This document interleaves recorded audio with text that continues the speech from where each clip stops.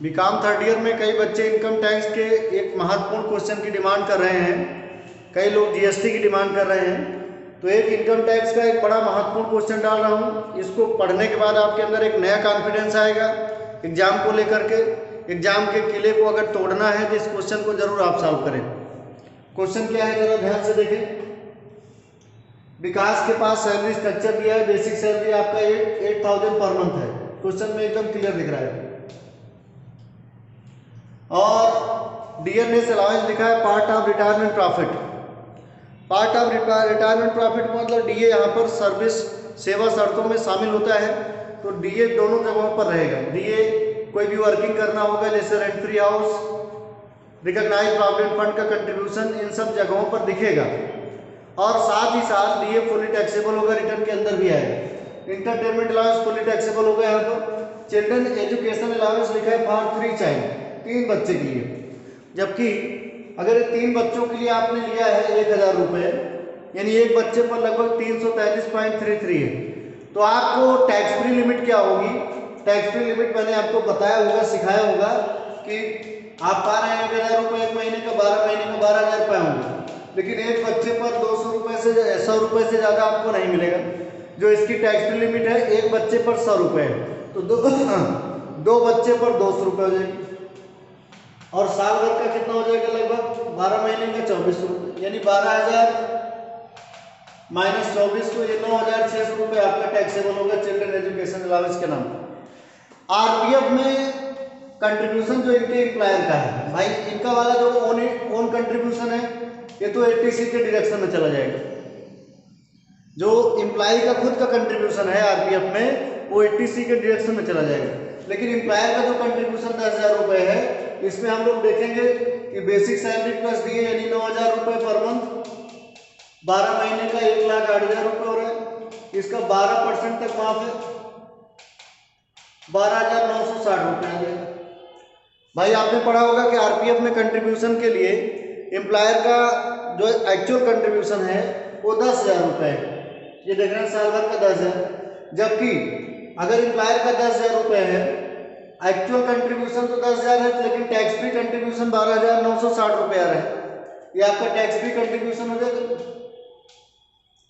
Tax free contribution कैसे निकालते हैं? Basic salary plus DP always plus DNS allowance including retirement profit plus commission on sale eight fix rate, ये चारों amount जोड़ के इसका 12% निकालते हैं। तो ये तो 12,960 हो रहा है। जबकि एम्प्लॉयर का जो एक्चुअल कंट्रीब्यूशन है आरपीएफ अकाउंट में उससे कम है, 12% से कम है। छोड़ दीजिए, क्लियर है जी सर। फिर आगे क्या है कि इनके एम्प्लॉयर ने इनको एक मकान दिया रेंट फ्री एकोमोडेशन कोलकाता में दिया है, जिसके लिए एम्प्लॉयर इसको किराए पर लेकर इसको दिया। मैंने आपको बताया होगा मकान 2 तरीके से लिया जाता है।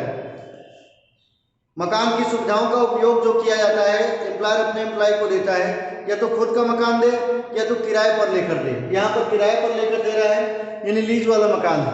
और साथ ही साथ 12 ये जो किराया लग रहा है 12,000, उसमें बता रहा है कि 2,000 रुपये हो, और 10,000 रुपये पर मंथ 2,000 फर्नीचर का किराया दे रहा है और 10,000 रुपये एक्कोमोडेशन, कुल मिला के 12,000 किराया है। क्लियर है? इसके अलावा मकान मालिक ने इनसे, यानी जो एम्प्लॉयर है, सॉरी लैंडलॉर्ड नहीं, यहाँ जो एम्प्लॉयर है वो एम्प्लॉय से 1,000 रुपये पर मंथ एक्कोमोडेशन मतलब मकान के लिए और 1,000 फर्नीचर के लिए काट लेता है। मतलब 12,000 रुपये पर मंथ कट भी जा रहा है किराए के नाम से, और 12,000 फर्नीचर के नाम से, एक 2,000 होगा ना, 24,000 रुपये हो जाएगा। तो इसको जरूर आपको ध्यान में रखना है। रेंट फ्री हाउस बहुत बच्चे यहाँ पर गलत कर जाएंगे, बहुत बच्चे 100% ध्यान रखिएगा, क्योंकि कंसेप्ट गलत आपको उल्टा सीधा करने लगेंगे। जबकि यहाँ पर लीज का मकान है तो सीधे आपको क्या करना है, 15% of salary or rent paid by employer whichever is less. और रेंट आप कितना लिखेंगे? 12,000 रुपये आपको दिख रहा है एक महीने का, तो 12 महीने का 1,44,000। फिर ये फर्निश्ड हाउस है, तो फर्निश्ड हाउस, चूंकि फर्निश्ड हाउस जो है इसमें फर्नीचर भी किराए का है और जो अलग सुविधा लग रही, तो जो सुविधा है वो पूरा पूरा चला जाएगा। ये बात आपको जरूर समझ लेना है। फर्नीचर जो भी आपका लगा हुआ है। He is also supplied the following details for the computing total income. यहाँ तक तो सैलरी वाली बात थी। इसके अलावा क्या है मामला? He is also supplied the following details for the computing total income. क्या क्या है? फिक्स डिपॉजिट इंटरेस्ट, ये आपका देखिए 52,000। ये इनकम फ्रॉम अदर सोर्सेज का है 52,000। रेंट रिसीव 1,50,000 मुंबई का, ये आपका हाउस प्रॉपर्टी की इनकम होगी। ग्रास एनुअल वैल्यू इसको हम लोग मान के, नेट एनुअल वैल्यू मान के 1.5 लाख रुपए 30% काट देंगे इसका। Income from royalty on book, ये बड़ा अच्छा काम है। यहाँ जो रॉयल्टी मिली है बुक को सोल्ड करने पर 20% के रेट से आया है 3,20,000। ध्यान रखिएगा, ये कला के, ये किताब जो है कला के नेचर की है और 20% के बेस पर ये रॉयल्टी आपको 3,20,000 रुपये मिली। जबकि मैंने रॉयल्टी के लिए अंडर सेक्शन QQB का डिडक्शन बताया होगा, उसका पूरा लिमिट उस दिन मैंने पढ़ाया था। इसके अलावा इन्होंने कंट्रीब्यूशन किया है 5,000 रुपये scientific research association. Scientific research association के लिए 80GGA का डिडक्शन मिलेगा आपको, पूरा 100% 5,000 का डिडक्शन मिल जाएगा। फिर contributed ₹10,000 to the political party, इसके लिए कौन सा डिडक्शन मैंने पढ़ाया होगा? 80GGC, 100% आपको मिल जाएगा। ये आपके डिडक्शन दिए, क्लियर है जी सर। अब क्वेश्चन करना है, तो जो भी बच्चे क्लास कर रहे हैं क्वेश्चन को जरूर ध्यान रखें हैं। क्वेश्चन को मैं सॉल्व करने चल रहा हूं अच्छे से, है इसको आपको ध्यान में रखना है।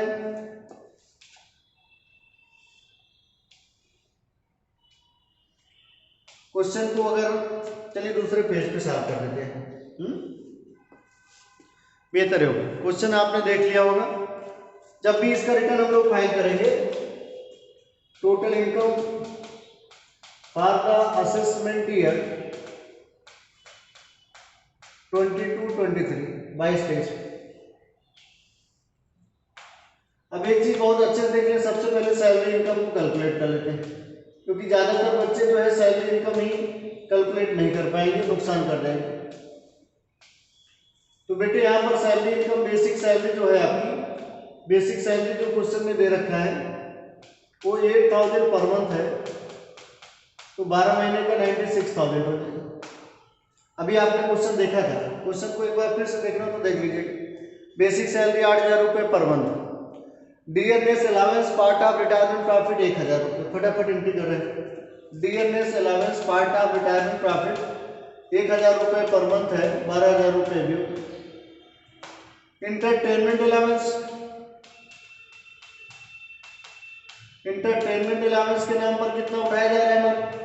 500 रुपये पर मंथ, साल भर का क्या हो जाएगा? 6,000।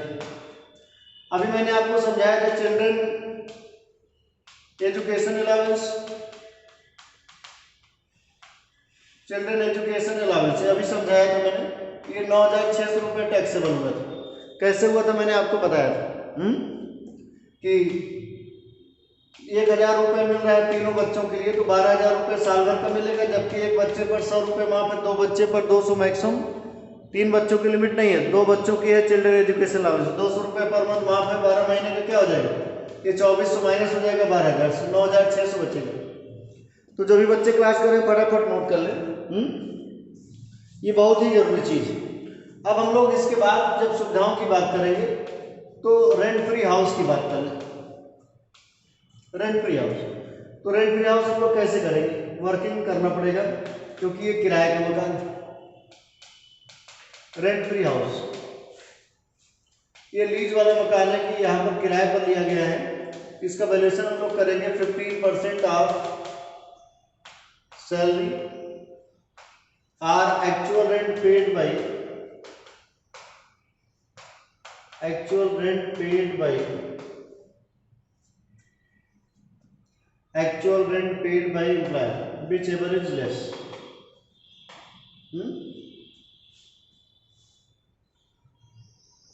ये बात आपको जरूर ध्यान रखना है। 15% आप सैलरी में ये सारी चीजें आ जाएगी। फटाफट जो भी बच्चे क्लास करें बताएं ये ग्रॉस अमाउंट क्या होगा। ये जो आपको फिगर दिख रहा है 96,000, 12,000, 6,000, 9,600, फटाफट ऐड करिए। 96,000, प्लस 12,000 प्लस 6,000 प्लस 9,600। पहले इसको आप ऐड करिए, इसको ऐड करके पहले चेक करिए कि फुल वैल्यू कितने की होगी। फटाफट जो भी बच्चे क्लास कर रहे हैं इसको चेक करें जरूर। ये लगभग 1,23,600 रुपये हो रहा है। कैलकुलेशन आप फटाफट करिए। इसका 15% क्या होगा, 18,540, 18,540। या एक्चुअल रेंट जो कंपनी दे रही है, एक्चुअल रेंट क्वेश्चन में लिखा है, या तो एक बार हम देख लेते हैं। एक्चुअल रेंट आपका देखिए पीछे क्वेश्चन में क्वेश्चन दिखा रहा हूँ। Are which employer paid ₹12,000 per month, एक महीने का 12,000। तो बताइए कि अगर एक महीने का 12,000 जा रहा है तो साल भर का रेंट क्या होगा, 1,44,000 होगा। विच एवरेज लेस, विच एवरेज लेस, विच एवरेज लेस। तो बेटा दोनों में क्या कम दिख रहा है आपको, जो भी बच्चे क्लास कर रहे हैं वो जरा ध्यान से देखिए कि दोनों में कम क्या दिख रहा है, 18,540 या 1,44,000। विच एवरेज लेस, तो लेस वैल्यू आपकी क्या होगी, दोनों में जो कम हो 18,540 रुपये, ये आपका कम है। ये आपका rent free house unfurnished house का वैल्यू हो।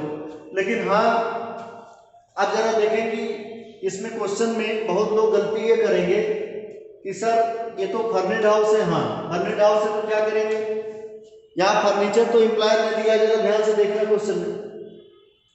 ये जो 12,000 किराया जा रहा है तो 10,000 तो उसका जा रहा है, 2,000 जो आपका ये है ये फर्नीचर का। तो मैंने आपको सिखाया होगा अगर फर्नीचर किराए पर है, अगर फर्नीचर किराए पर है, अगर फर्नीचर किराए पर है तो उसका 100% वो कास्ट आ जाएगा सुविधाओं के रूप में। तो यहाँ पर जो आपका रेंटल वैल्यू ऑफ फर्नीचर है, फर्नीचर का जो रेंटल वैल्यू होगा 2,000 रुपये एक महीने का, तो 12 महीने का 24,000 ये ऐड हो जाएगा।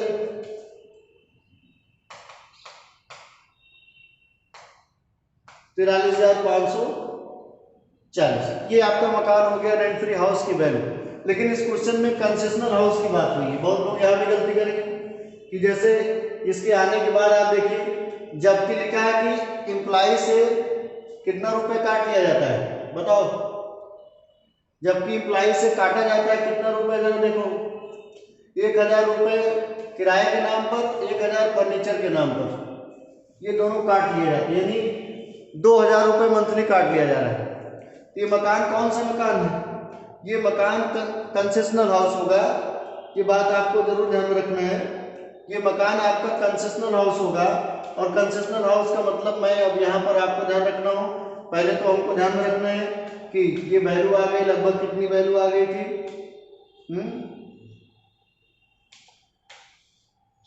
43,540। ओके 43,540 लेस जो रेंट चार्ज किया गया एम्प्लॉय से उसको माइनस कर दीजिए। ये कंसेशनल हाउस हो गया। रेंट चार्ज फ्रॉम एम्प्लॉय से रेंट चार्ज कर लेंगे। अच्छा 1,000 रुपये फर्नीचर का और 1,000 रुपये हो, यानी 2,000 रुपये पर मंथ, 12 महीने का 24,000 कट देंगे। तो बहुत बच्चे कहेंगे तब तो बात वही आ गई कंसेशनल हाउस की सर, 18,540 ही आप लिख देते, ऐसे कैसे लिख देते, सारा कंसेप्ट दिखाना पड़ता है ना। अब आप डायरेक्ट लिखिएगा 18,500 रुपये, 540 रुपये टैक्सेबल हो गए। एक बार फिर से समझ लें जो बच्चे लिबिल कर रहे हैं, ये मकान लीज का है, 15% आप सैलरी, और सैलरी आपकी सैलरी मैंने देखा कि जो सैलरी वाला पार्ट है टोटल 1,23,600 का 15% 18,540 रुपये बन रहा है। एक्चुअल रेंट 2,000 रुपये फर्नीचर का और 10,000 रुपये मिला करके 1,44 होगा। जबकि कुछ बच्चों के मन में आएगा कि रेंट तो 10,000 है, फर्नीचर वाला आप अलग से सुविधा के रूप में जोड़ेंगे।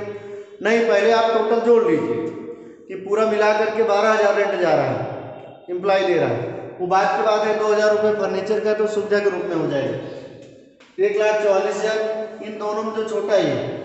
इसके बाद हमने क्या किया, ग्रुप ये फर्नेड हाउस है, तो फर्नेड हाउस होने की वजह से जो फर्नीचर जो है उसकी रेंटल वैल्यू है 2000 रुपये पर मंथ, उसको हमने ऐड कर दिया, तो 43,540 रुपये रेंट फ्री हाउस की वैल्यू आ गई। लेकिन क्वेश्चन में एक डिमांड और भी है, क्वेश्चन की एक डिमांड और भी है, क्या है कि क्वेश्चन को जरा ध्यान से देखें। क्वेश्चन में लिखा है कि इम्प्लाई से 1,000 यानी 1,000 फर्नीचर का 1,000 किराए के रूप में काटा जा रहा है, तो 2,000 जब कट जा रहा है तो इसी वजह से हम लोगों को क्या करना पड़ा कि 2,000 रुपये जो कट जा रहा है वो कंसेशनल हाउस हो गया बेटे। कंसेशनल हाउस होने की वजह से हमने क्या किया, rent charge from employee 24,000 minus कर दिया, तो फिर से रेंट वही, फिर से रेंट फ्री हाउस की वैल्यू वही आ गई।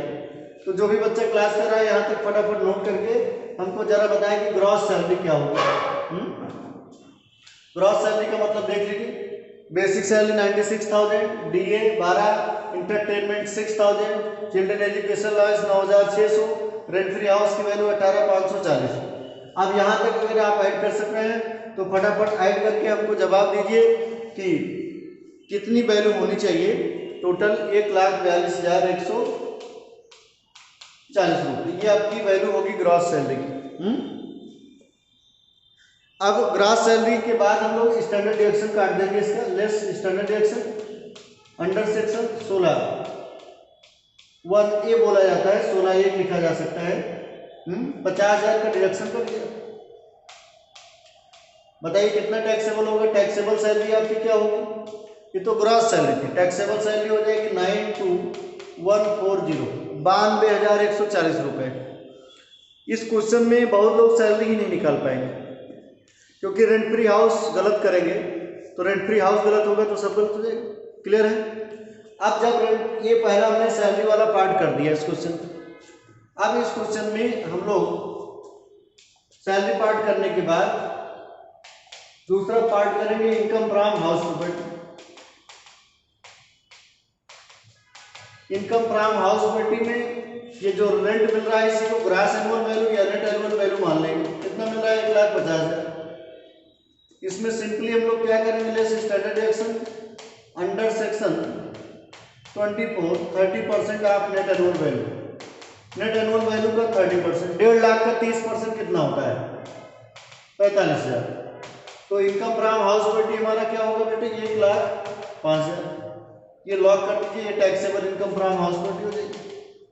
ये तो कोई भी बच्चा कर लेगा, जो थोड़ा भी इनकम टैक्स पढ़ा होगा वो फटाफट इनकम फ्रॉम हाउस प्रॉपर्टी इस क्वेश्चन का निकाल लेगा। क्लियर है।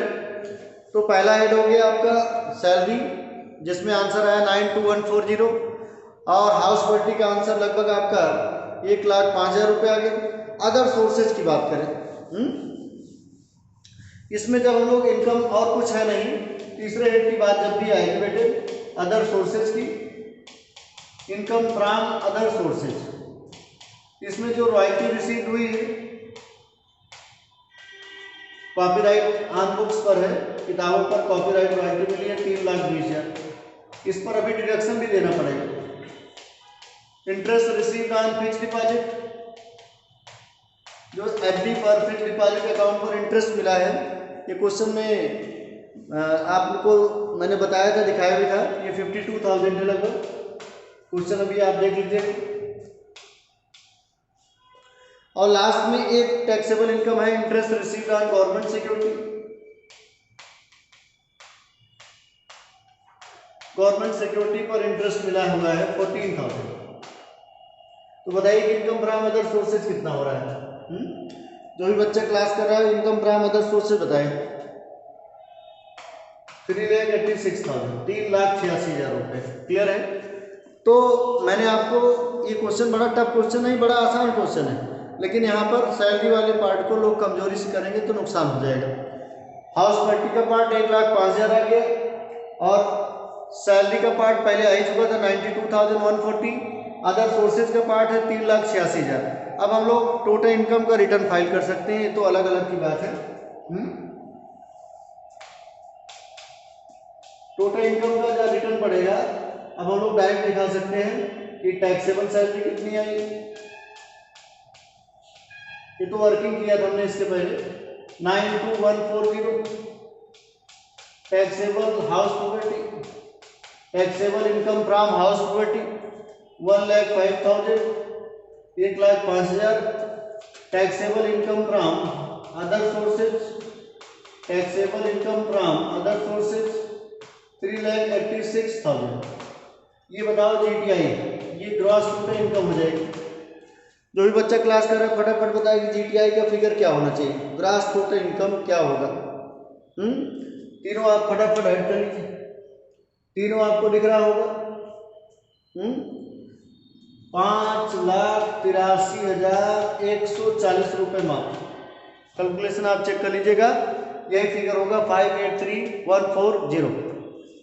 Less standard deduction under section number 1 eighty C. सबसे पहले हम लोग एटीसी का डिडक्शन काटेंगे।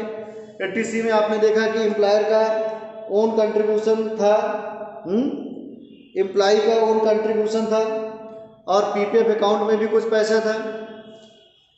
आरपीएफ में एम्प्लॉय का ओन कंट्रीब्यूशन,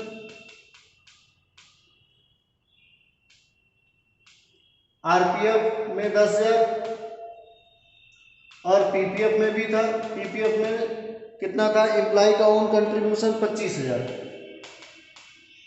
यानी एटीसी के नाम पर आपको 35,000 का डिडक्शन मिलेगा, एटीसी के नाम पर। क्लियर है? जो भी बच्चे क्लास में ध्यान से देखते रहे। एटीसी में दो चीजें हैं, एक तो एम्प्लॉय का own contribution in RPF, own contribution in RPF, PPF में 25,000, दोनों जोड़ के 35,000। फिर इन्होंने दूसरे डिडक्शन की बात है 80GGA।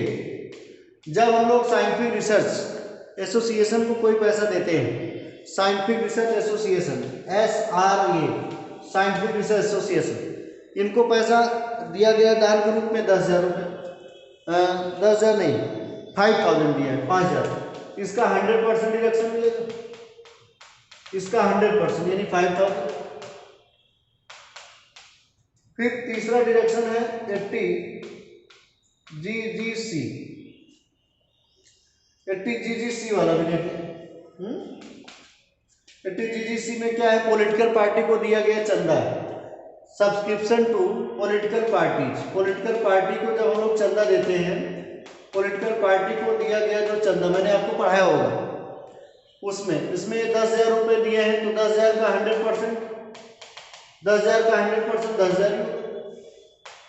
और लास्ट में एक डिडक्शन और मिलेगा सेक्शन 80QQB, इसको भी बच्चे गलत निकालेंगे।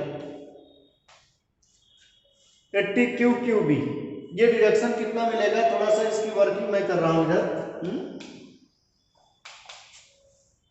एक वर्किंग नोट होगा, डिडक्शन ऑफ 80QQB, याद करिए मैंने उस दिन पढ़ाया था आपको, बहुत बच्चे इस वीडियो को लाइक भी किए थे, बहुत अच्छा लगा था उनको। 80QQB मैंने पढ़ाया था। इसमें क्या क्या होता है कि actual amount of royalty, actual amount of copyright royalty, actual amount of copyright royalty, ये क्वेश्चन में 3,20,000 दिया है, मैक्सिमम लिमिट 3 लाख। लेकिन मैंने आपको बताया था एक प्रोविजन और 15% on sale value of book sold, sale value of book sold, जो किताब पर अगर है तो 15% ऑन बुक और उसके सेल वैल्यू पर होगी। अब क्वेश्चन में यही चीज बच्चे निकाल नहीं पाएंगे। कैसे नहीं निकाल पाएंगे, उनको कह रहे हैं कि क्वेश्चन जरा ध्यान से अगर हम लोग देखें, जो भी बच्चे क्वेश्चन को जब देखेंगे, देखिए मैं दिखा रहा हूं क्वेश्चन को, जरा देखिए कि ये रॉयल्टी में बोला क्या है, इनकम फ्रॉम रॉयल्टी बोला कि नहीं बोला है, income from royalty on a book, जो आर्ट से जुड़ा है इस नेचर से, एट द रेट ऑफ 20% 3,20,000। अगर ये चीज हम लोग ध्यान से देख लें कि ये 20% पर 3,20,000 है, तो 15% पर क्या होगा, इसको निकालना पड़ेगा कि 20% पर अगर 3,20,000 है तो 15% पर क्या होगी, ये चीज आपको निकालनी पड़ेगी। इसी चीज को आपको जानना है, समझना है। यहाँ पर क्या समझना है कि यहाँ पर आपको निकालना पड़ेगा कि 20% पर अगर रॉयल्टी 320 है तो 100% पर तो 16 लाख हो जाएगा, 15% उसका 240 हो जाएगा। तो हम लोग डायरेक्ट 15% पे क्यों ना निकालें कि 20% पर कुल रॉयल्टी 3,20,000 है, तो 15% पर क्या होगी, क्योंकि 15% आपका QQB के डिरेक्शन में आता है, तो इसमें ये 240 हो जाएगा। आप बताइए कि इन तीनों में जो कम, जो भी बच्चे क्लास कर रहे हो, 3,20,000, 3 लाख या 2,40,000 में जो कम हो, विच एवर इज लेस। तो इन तीनों में कम क्या होगा, which ever is less value होगी 2,40,000। यही आपको डिडक्शन मिल जाएगा QQB का 2,40,000 रुपए, जो भी बच्चा क्लास कर रहा है। तो फटाफट जरा ये सारे डिडक्शन को आप माइनस कर दीजिए।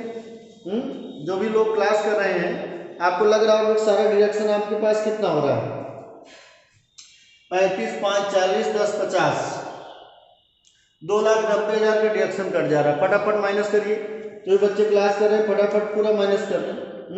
तो आपको पता चल जाएगा कि 5,83,140 में से अगर हम लोग 2,90,000 माइनस कर दें, यहाँ टोटल डिडक्शन आपको कितना दिख रहा है, 2,90,000, तो माइनस करके देख लीजिए। चलिए मैं कैलकुलेशन कर दे रहा हूँ। 5,83,140 और टोटल डिडक्शन बन रहा है 2,90,000।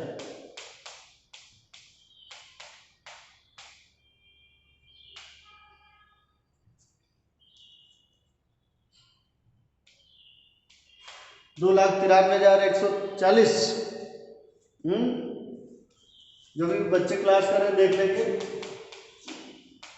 2,93,140 ये आपका लगभग टोटल इनकम आ जाएगी, जिसपे आपको टैक्स देना पड़ेगा। जो भी बच्चा क्लास कर रहा है 2,93,140, इसको फटाफट जो भी बच्चे क्लास कर रहे हैं देख लें। हाँ, नहीं पता लगा कि बाद में कहने लगे कि सर आंसर कुछ और आ रहा है। नहीं, कैलकुलेशन अगर आपका साथ दिया, और कैलकुलेशन साथ क्यों नहीं देगा, कैलकुलेशन साथ क्यों नहीं देगा, बहुत जरूरी चीज यही है, कैलकुलेशन तो आपके साथ ही रहेगा। सही है, यही आंसर भी आएगा। ये CA का क्वेश्चन है, जो मैंने आपको CMA का क्वेश्चन है, कॉस्ट एंड मैनेजमेंट अकाउंटिंग का, उसमें आंसर यही आ रहा है 2,93,140। क्लियर है। तो ये क्वेश्चन था, कंप्लीट क्वेश्चन था, जिसको मैंने आपको दिखाया। एक बार मैं क्वेश्चन पे फिर से फोकस करता हूँ, जो भी बच्चा क्लास किया हो। क्वेश्चन देख लीजिए, सैलरी पार्ट है, इंटरटेनमेंट, चिल्ड्रन एजुकेशन, RPF है सर। यहाँ पर रेंट फ्री हाउस ही समझना था। लास्ट में अच्छा 1-2 बातें और भी थी, आप देख लीजिए। जो PPF वाली बात थी, PPF 25,000, और इसका एम्प्लॉयर का RPF में कंट्रीब्यूशन, जो एम्प्लॉय का कंट्रीब्यूशन है 80C में चला जाएगा। इनकी डेट ऑफ बर्थ इसलिए दिया कि अगर आपको टैक्स निकालना हो तो इनको आप बिलो 60 या 60 to 80 है, या सुपर सीनियर सिटीजन मानना हो तो मान लीजिए, बुढ़ाऊ। तो ये क्वेश्चन कवर है पूरी तरीके से। जो भी बच्चे क्लास कर रहे हैं इसको अच्छे से सॉल्व करिएगा। जय हिंद, जय भारत।